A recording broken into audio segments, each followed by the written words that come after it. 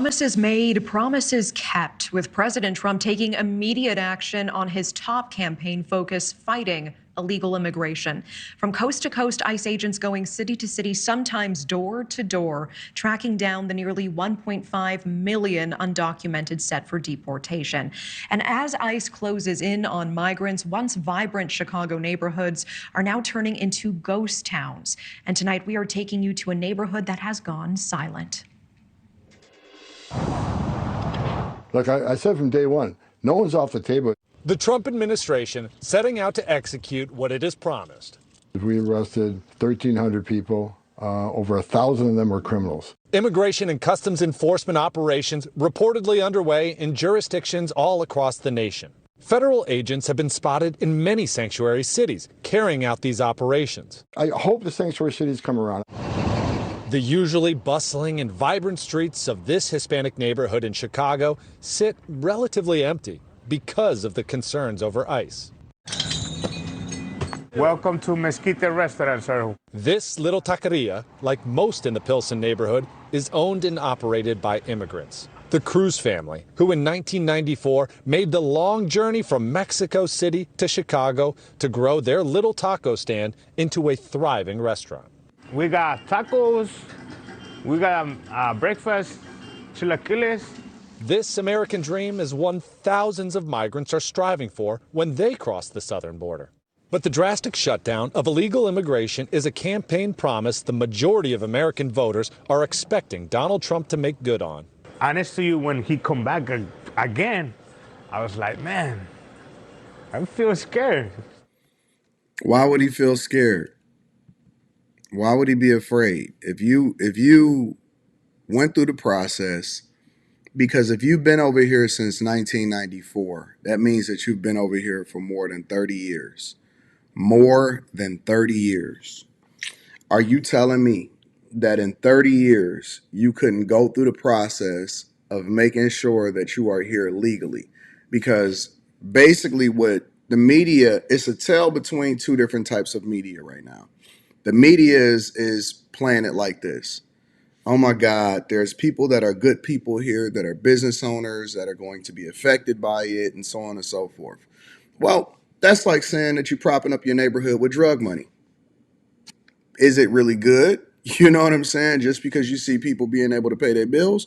Or do we need to correct our culture in the way in which Americans operate inside of the United States of America to ensure that we're doing things the right way, instead of robbing Peter to pay Paul or doing things illegally because you set the precedent of what other people after you feel like is that they can do. They gonna feel like they can sell drugs in order to do it too, because I'm justified because I'm poor. I don't need to work. I don't need to grind. I don't need to hustle. I don't need to make things shake or whatever like that. I don't need to do things legally. We can get away with it because we can justify it because Jay-Z did it. You know what I'm saying? And then it creates this culture in which people feel comfortable breaking the law, coming over here illegally, and then saying, well, I'm not doing nothing. I'm just paying my taxes. No, the minute that you crossed over here illegally is when you broke the law. And so if you can't get yourself legal within 30 to 31 years, I think we got a bigger problem on our hands. And so they're trying to paint this picture, on one end and saying, well, the people that are here, they're just doing things the right way. They just working every day and they pay their taxes. And I salute you for that. But you still, within 30 years, should have gotten yourself together, because you wouldn't have to worry about if somebody is going to come to your door if you was doing things the right way. If I ain't never did nothing, if I ain't never said nothing to nobody, if I ain't never got in no trouble, I don't have to worry about having a warrant out for my arrest when I get pulled over. I feel comfortable talking to a cop when I get pulled over. But the fact of the matter is, the first wave, and this is why he still feel comfortable operating his business in which he don't have no other choice, the first wave of these raids is rounding up the people that are here doing crimes, the worst of the worst. And so I don't think that anybody should be against that, whether you Democrat or Republican. Nobody should be against making sure that we hold it down and do things the right way inside of the United States of America. That's just the way that it is. Again, I was like, man, I feel scared. You should be. President Trump, border czar Tom Homan, and the highest-ranking members of Immigration and Customs Enforcement say they're only targeting violent criminals during these initial deportations. News Nation has seen what these operations look like. I rode along and conducted early morning raids with ICE agents when they arrested men from Iraq and Belize, convicted criminals who spent prison time for robbery and gun charges. I'm not a criminal. I'm a good guy. I pay my taxes. I do everything right. You know what's going to happen to me? They're going to grab me too. You know? They're not going to check right now. We've seen examples of resistance throughout That's Hispanic true. neighborhoods, including these signs instructing immigrant men and You see how Chicago is so evil? And it's because they've incentivized illegal activity inside of the city. And I think that the leader should be arrested for that. Anytime that you break in a law and you trying to prevent somebody, you harboring criminals, you a fugitive, you harboring fugitives. You're assisting fugitives and breaking the law. That's what you're doing. women to push back and block federal agents from entering their homes. But the reality is, new polling shows 65% of Americans strongly support deporting immigrants convicted of violent crimes. That includes Horatio Aguilera, an Iraq War veteran and Mexican-American police officer.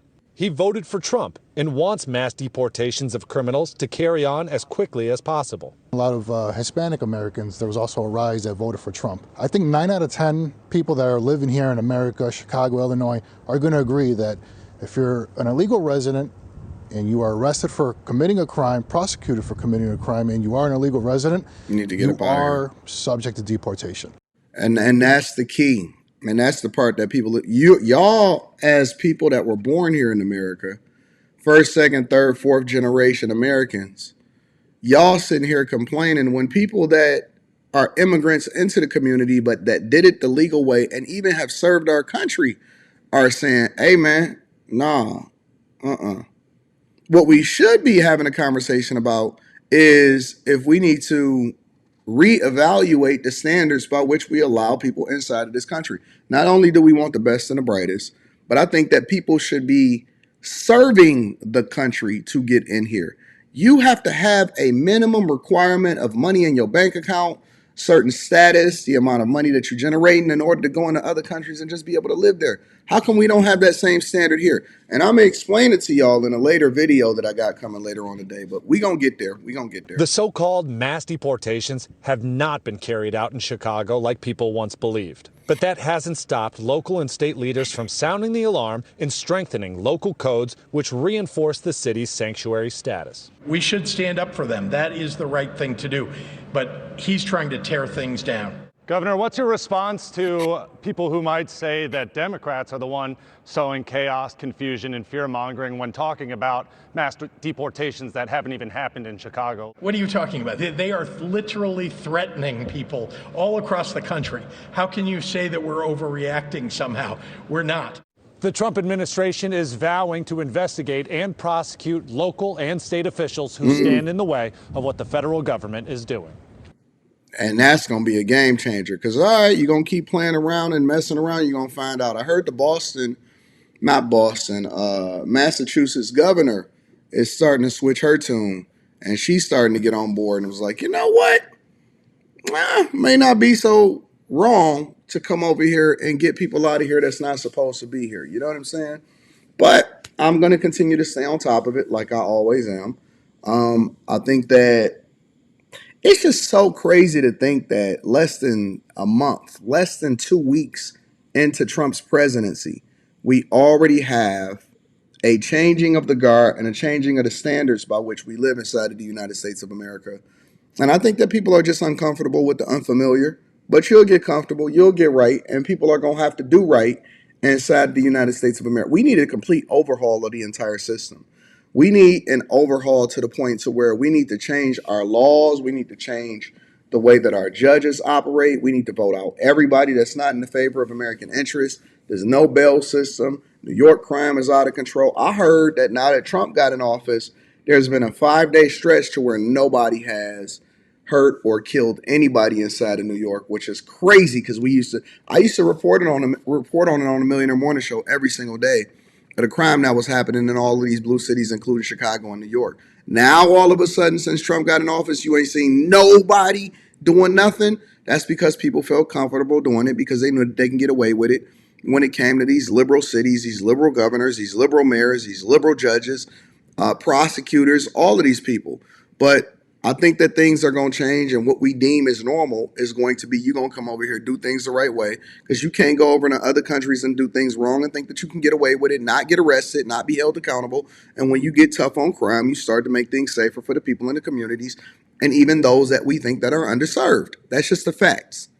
Let me know what y'all think inside of the comments. Make sure y'all tap into the Patreon. Link is in the description. Also, Teach Henley, 40% off your first order, 20% off for life. We got Stock Club coming up. I love y'all. I appreciate y'all. I'm going to holler at y'all later. Peace.